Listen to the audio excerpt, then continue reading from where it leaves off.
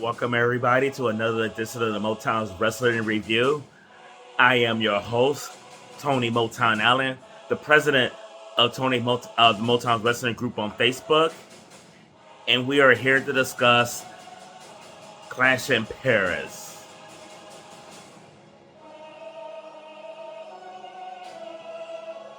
And there's levels to this. There's levels to this. The first match that I'm going to be talking about is our tribal chief, Roman Reigns, taking on the tribal thief, Big Bronson Reed. And I gotta tell you, because I picked my predictions. If you guys saw it on the SmackDown review as well as on the FTW Future Focus podcast last week, I predict Roman Reigns to win this match, and I predicted him to get a ass whooping that's going to take him out for some months. When you're right, you're right. The match itself was actually really good. Even though Roman Reigns won, Bronson Reed, in my opinion, looked really, really good. He dominated a majority of this match and everything, which was good. It didn't look, because on paper, it's kind of like Roman Reigns taking on Bronson Reed. Even though no slight on Bronson Reed's ability, there's levels to this. And he's a few levels down below Roman, but he didn't look like it in the ring. Bronson Reed looks like he was every bit his equal, if not superior, throughout this match, even though he lost it. Roman get the win, pretty happy. Gets his hands on Paul Heyman, chokes him out to take him out. Then he got his shoes back. The shoe of follow, he got that back. Was autographing the J's, tossed about to the crowd, and then Big Braun Breaker hit him with the fucking spear. And then from the ramp, got a running start, fucking airborne into a spear. Last time I seen something fly like Big Braun Breaker, had a fucking stewardess on it. That's for fucking sure. Great match. The stuff afterwards was good. Tsunami at the Tsunami. They had Roman Reigns tied up to the stretcher. Didn't matter. Tsunami. The officials came out to stop him from jumping off the ropes. Don't matter. Tsunami. They beat the ever-loving shit out of Roman Reigns for what he did to Paul Heyman. This also led to, Paul Heyman was taken to the hospital. Those two were banned from ringside. If they even sniffed the arena, they will be suspended indefinitely, leaving Seth Rollins to defend his title alone. And when I saw this, I'm like, they're going to add a new person to the division. And I was racking my brain, couldn't figure out who it could be and everything. I was thinking through NXT, the roster. I figured it'd be somebody, not a major star, but maybe somebody kind of like Bronson, kind of like Braun, maybe a little bit different than them.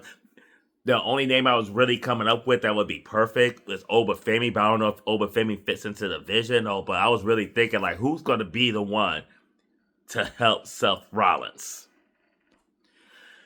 Now, before I move on to the next match, though, I did really enjoy that the Roman Reigns match. I gave that a B+. The next match is going to be the Street Profits taking on the Wyatt Six for the Tag Team Championship. And I guess they're teasing a Street Profits split, which they were kind of teasing a lot in the beginning of the match and everything with a lot of stuff they were doing.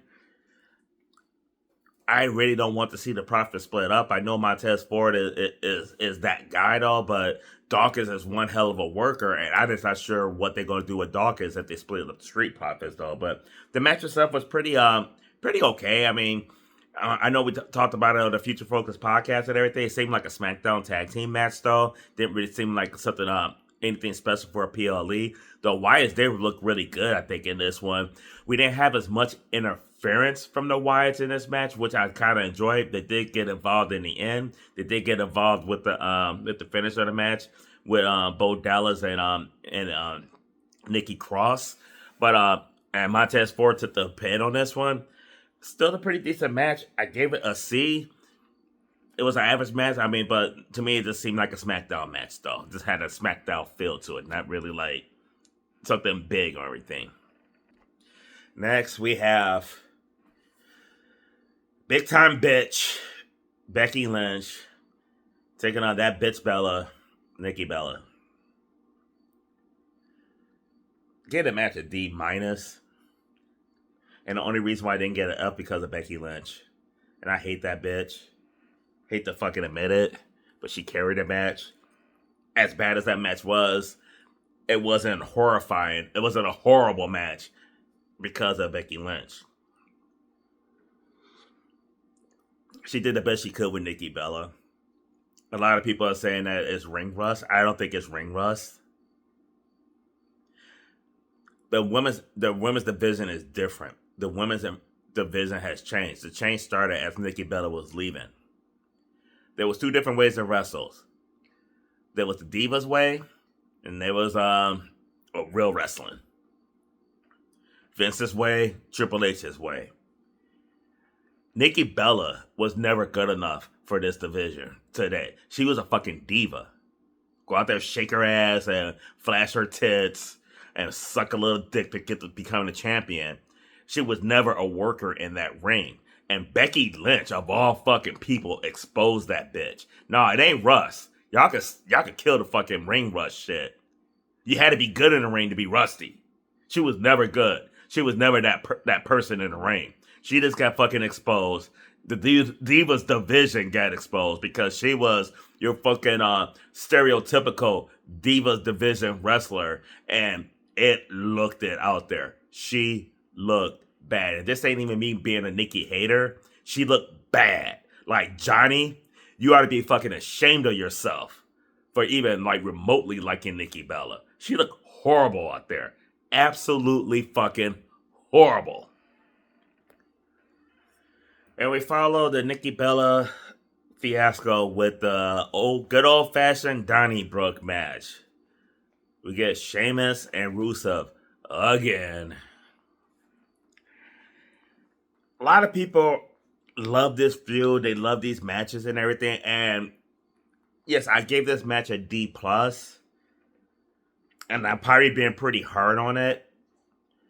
But the reason I'm kind of being hard on it is because there was nothing special about this Donnybrook match. Nothing at all. And I'm just sick of this feud. I am sick of seeing Rusev and Sheamus in the ring over and over again. Like, are the matches bad? No. Are they Flair Steamboat where you can watch them wrestle 100 times and enjoy it every single time? No, this is not. These are not the guys I need to see every fucking week wrestling. This is supposed to be the last match, and it looked like by the finish that it is. Honestly, Sheamus is a great wrestler. Like, Sheamus, to me, throughout this feud, has been the MVP. I don't know if I'm just over Rusev or not. We talked about it on the Future Polka podcast. Rusev without Lana is not interesting at all. There is nothing interesting about him. We talked about it for his WWE run, but this goes back to fucking AEW when he was on Miro. Miro without Lana. I mean, even this Lana's present because AEW, Miro was a hell of a lot more relevant when Lana had wrestlers going against him. Like, just her being there makes him more interested in everything. But without her, I could do without. I could really do without. I mean, I'm not sure how people feel about Alberto Del Rio, but for me, Rusev without Lana is Alberto Del Rio without Ricardo Rodriguez. This match was a D+. I was just happy it was over. Next match. Word Life. This is the hill that we needed out of John Cena. We got John Cena taking on Logan Paul. But what we really got, the never seen 17, the greatest WWE wrestler of all time, arguably. Definitely on the WWE Mount Rushmore. He's up there. John Cena's up there with Hulk Hogan. He's up there with Stone Cold Steve Austin. He's up there with The Rock. Them four are the WWE Mount Rushmore. So he is one of the greatest of all time. The never seen 17. And honestly, though, and he is so fucking popular right now. John Cena, popularity right now is fucking incredible. He got a bigger reaction than our tribal chief, Roman Reigns. The only person I've ever seen get a bigger pop than Roman Reigns was The Rock. In the last, like, 5-10 years? 5 years or so. John Cena fucking is doing it right now on his way out the door.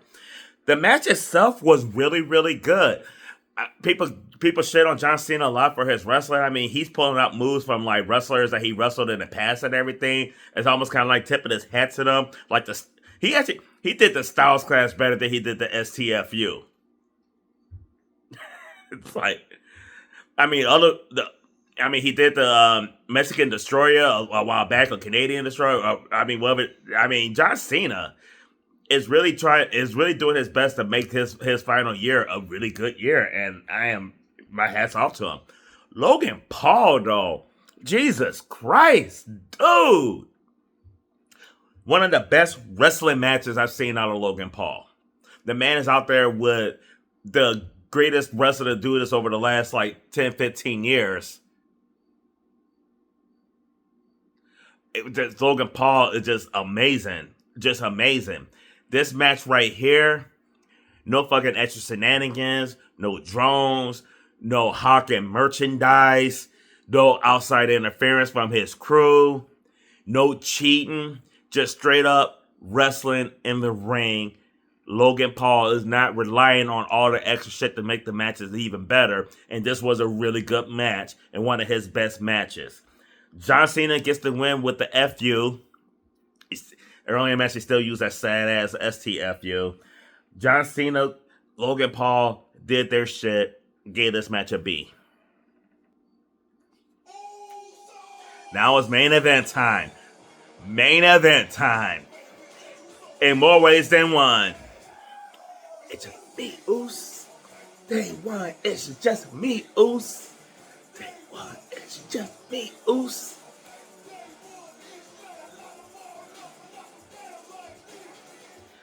The fatal four-way for the world champion whatever titles, whichever world championship Seth Rollins has. Seth freaking Rollins taking on main event Jey Uso, who came out first, which is smart so he could rest doing other three guys' entrance, versus L.A. Knight, yeah, versus CM Punk. Not a big fan of fatal four-ways, triple threat, scramble matches, shit like that, unless it's done ECW style, elimination rules. But this match was actually pretty decent. Jey Uso selling the injury from earlier when he came out to help Roman Reigns in that beatdown. And then and LA Knight, it seemed like them two, this match really could have been Seth versus Punk, and I think it would have been a better story, a better match. But these two was definitely doing the work in this match, though. I think them two carried the load more than the other two, CM Punk and Seth Rollins.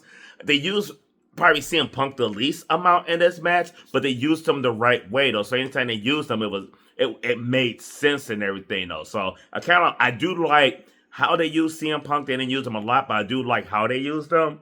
Seth freaking Rollins and Paul Heyman at ringside.